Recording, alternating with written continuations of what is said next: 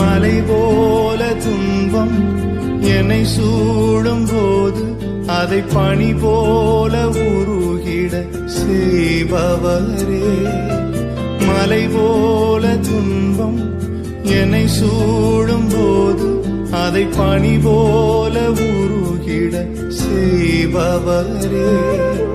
கண்மணி போல் என்னை காப்பவரே.